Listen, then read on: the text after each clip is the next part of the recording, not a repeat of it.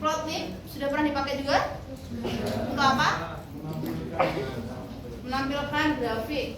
Kemudian Seaborn juga sama untuk menampilkan grafik. Nah, eskalon atau scikit-learn ini kita gunakan, tapi ini nanti belum dipakai. Jadi eskalon itu ada banyak macamnya. Di sini yang nanti yang kita pakai ada untuk trend test split, membagi data training sama data testing. Oke, kemudian di sini kalau biasanya kan pakai satu dataset. Tapi saya nggak tahu di machine learning kemarin bisa jadi pakai lebih mungkin. Nah di sini saya mau tunjukkan kalau misalkan kita datasetnya dapatnya itu terpecah. Artinya kalau di dataset yang saya tunjukkan tadi itu kan ada dataset train, itu dataset lengkap mulai dari atribut sampai labelnya. Kemudian dataset tes itu hanya atribut saja tanpa label. Kemudian ada dataset gender submission, itu isinya hanya label saja, label dari data tes. Nah sekarang di sini karena kita tujuan awalnya itu adalah untuk menganalisis data ini dulu, berarti kita gabungkan dulu semuanya. Nah sebelum menggabungkan data training sama data testing, kita terlebih dahulu menggabungkan antara data tes dengan labelnya. Karena data tes belum ada labelnya. Sehingga cara menggabungkannya salah satunya bisa pakai match. Match ini bisa dipakai kalau ada atribut yang menjadi acuan.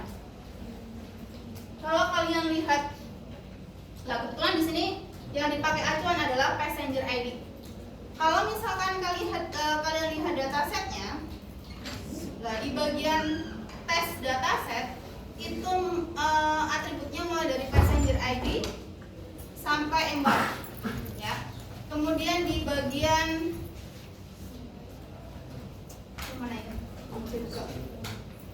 Di bagian gender submission ini hanya passenger ID sama survive.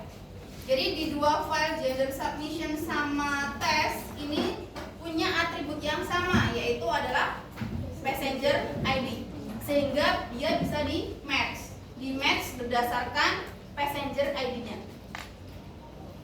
Paham? Di match itu kan gabung. Berarti kalau passenger ID-nya sama, dia dimasukkan di bar tersebut. Seperti itu konsepnya. Oke, bisa dipahami? Nah, ada yang tanyakan dulu? Belum ada? Belum ada.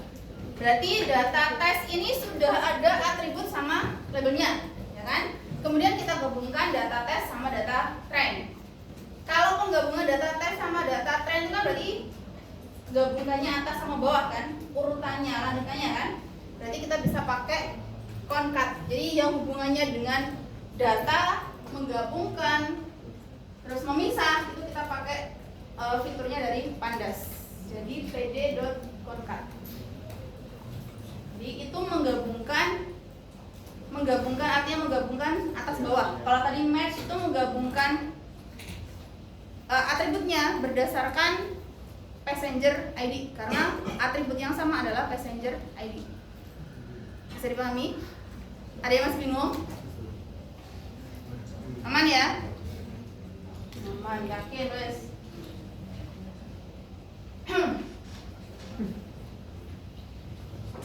Ngambil data, gabungkan data sudah. Selanjutnya kita, ini pasti saya yakin di itu juga sudah di machine learning sudah kan? .info fungsinya untuk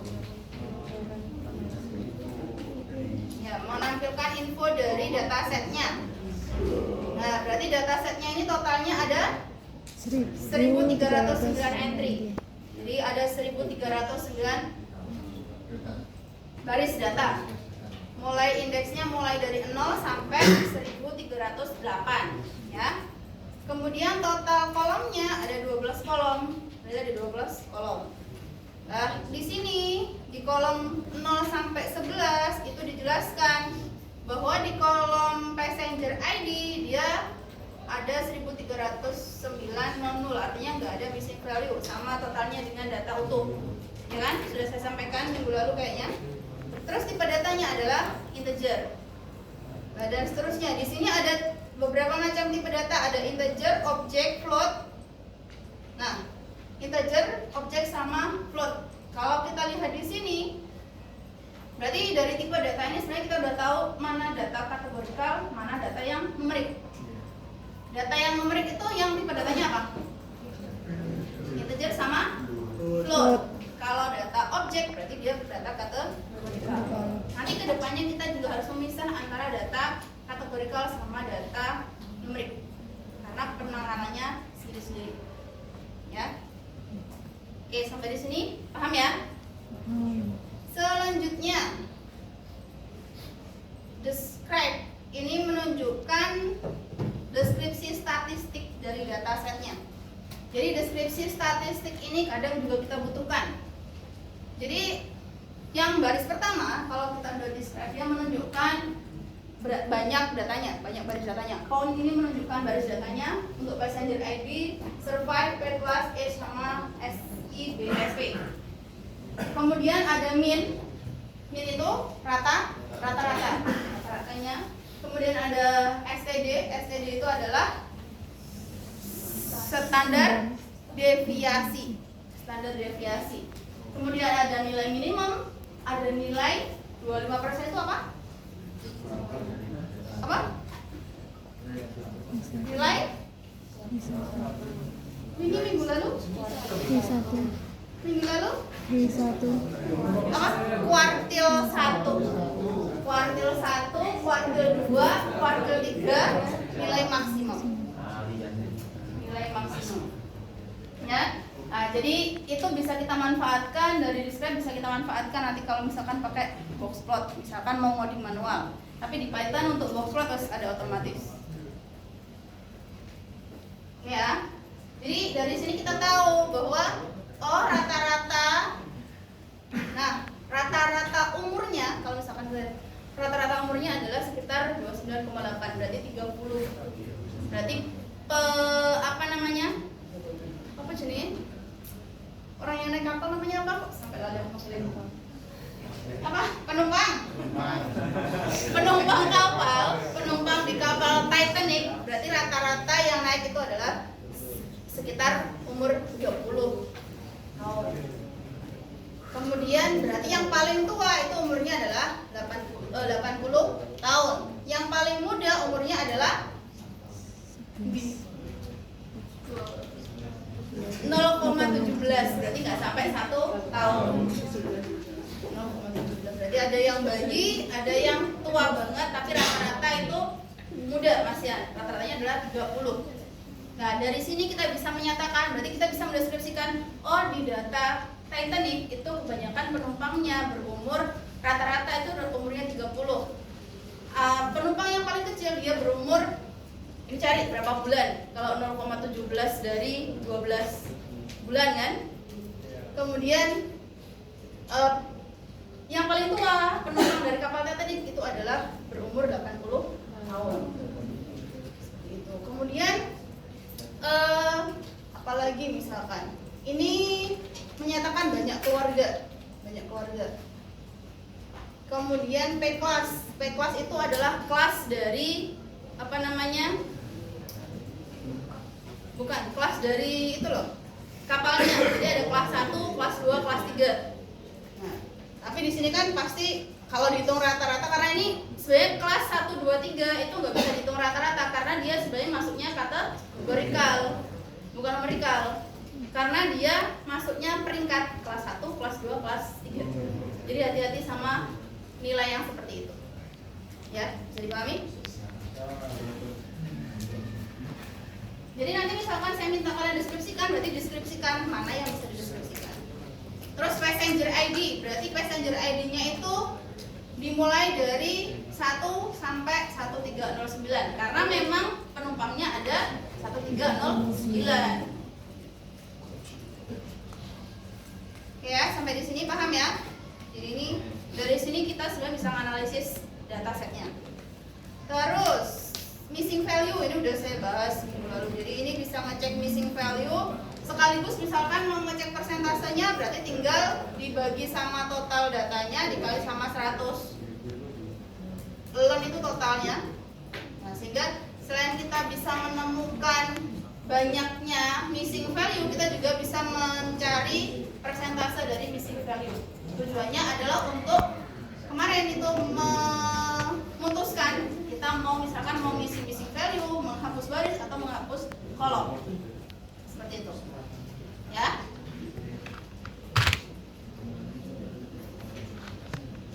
Kemudian ada lagi namanya kita mencari jumlah data unik. Nah, ini biasanya khusus untuk data kategorikal.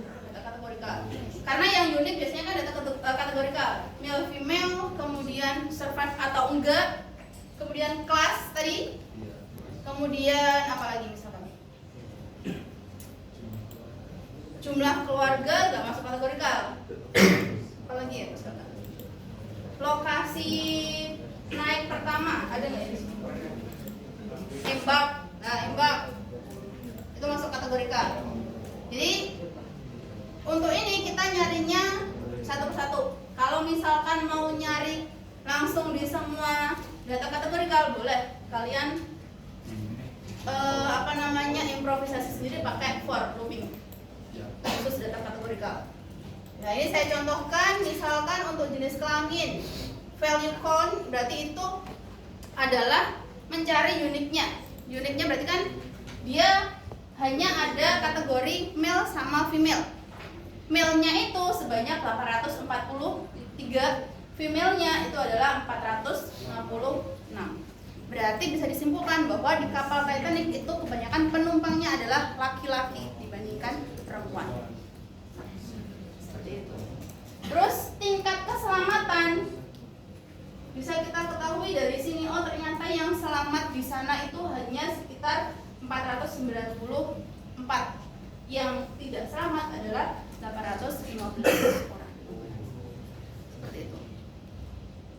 Oke, bisa dipahami? Jadi value count itu adalah untuk menghitung nilai uniknya sekaligus total dari masing-masing kategori uniknya. Kalau misalkan passenger ID saya cari value count-nya bisa atau enggak?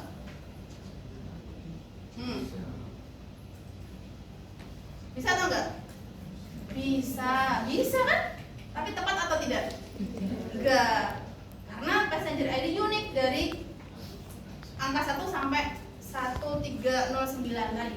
Pasti nanti munculnya ya 1 sampai 1309 namanya 111 semua. Karena jumlah passenger ID-nya per orang 1. Nah, jadi semua pasti bisa dikerjakan di sini tapi tepat atau tidak. Sehingga saya selalu bilang ketika kamu melakukan sesuatu di codinganmu, kamu harus tahu alasan kenapa kamu melakukan itu. Jadi nggak boleh mengerjakan sesuatu tanpa alasan. Kemudian alasannya pengen pro, nggak ada. Jangan seperti itu ya. Karena pengen, karena ya terserah saya gitu. Jangan seperti itu. Berarti nanti nilainya terserah saya juga. Jadi harus punya alasan setiap apa yang kamu lakukan. Seperti itu ya. Terus saya lanjutkan. Nah, kemarin kan saya juga bahas tentang duplikat data atau yang namanya istilahnya apa kemarin? Redundansi data.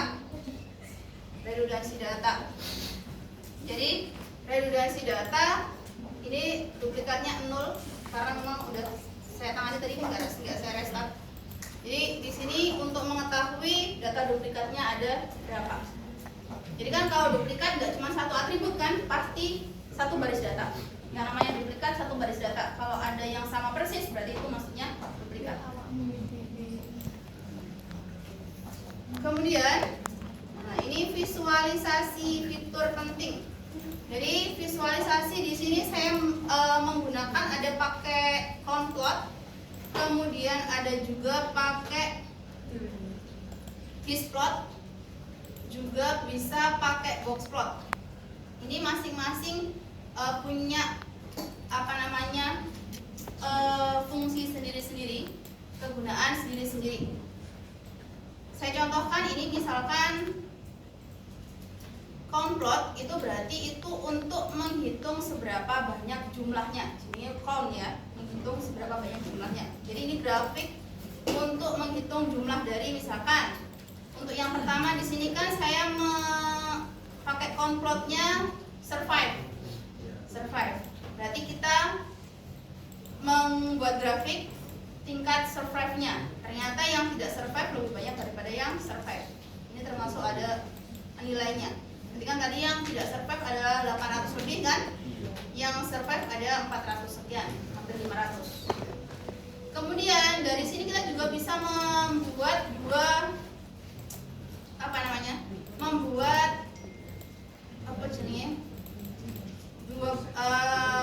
misalkan kayak gini, P class terhadap survive. Jadi berapa banyak orang yang survive pada kelas tersebut. Di sini terlihat di grafik ini. Nah, jadi berapa banyak orang yang survive dan tidak survive pada kelas P kelasnya. Jadi acuannya survive tidak survive, kemudian yang mau dibuat dasar itu adalah kelasnya. Jadi di sini X-nya itu adalah yang mau dibuat dasar, kemudian yang mau dicek itu survive nggak survive-nya. Tapi berdasarkan P kelas. Nah, kalau dilihat di sini, kalau misalkan udah diplot tadi, ternyata di P kelas 1 di kelas pertama itu tingkat survive-nya lebih tinggi daripada yang tidak survive. Di tingkat 2 yang tidak survive lebih tinggi daripada yang survive. Tapi ini masih rendah dibandingkan di kelas 3. Karena biasanya kambing 3 itu letaknya pada paling bawah. Nah, di kelas 3 itu selisih antara yang survive sama yang tidak survive sangat jauh sekali, bahkan lebih dari 2 kali lipat.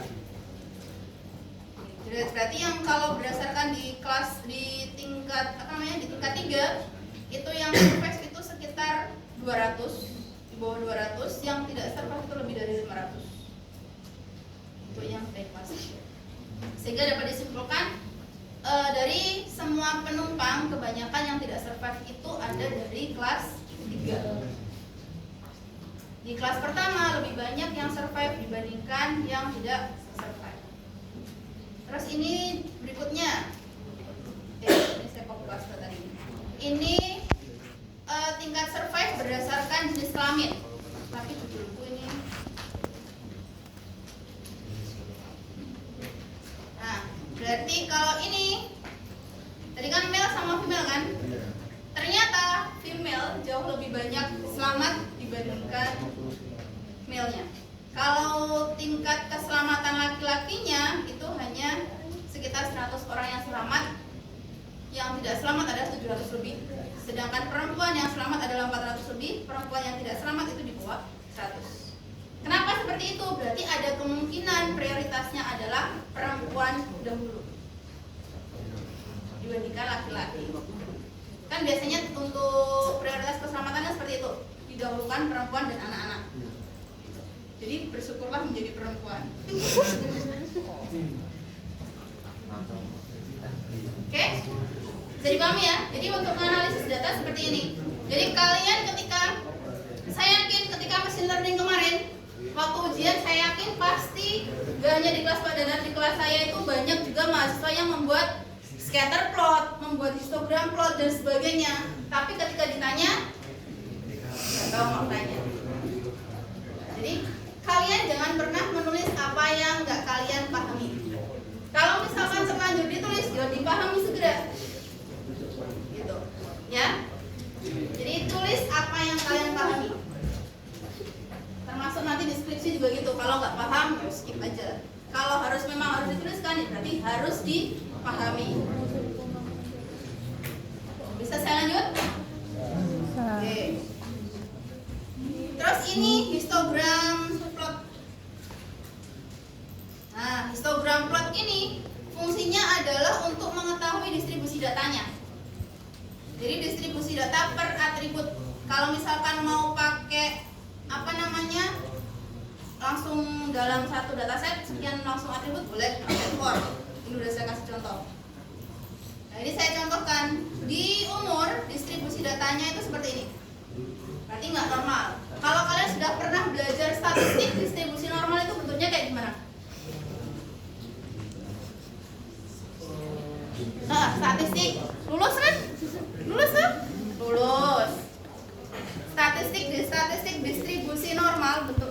gimana grafiknya?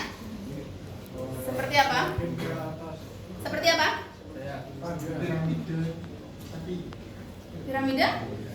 Tapi nggak memuncak. Coba gambar no. Lele.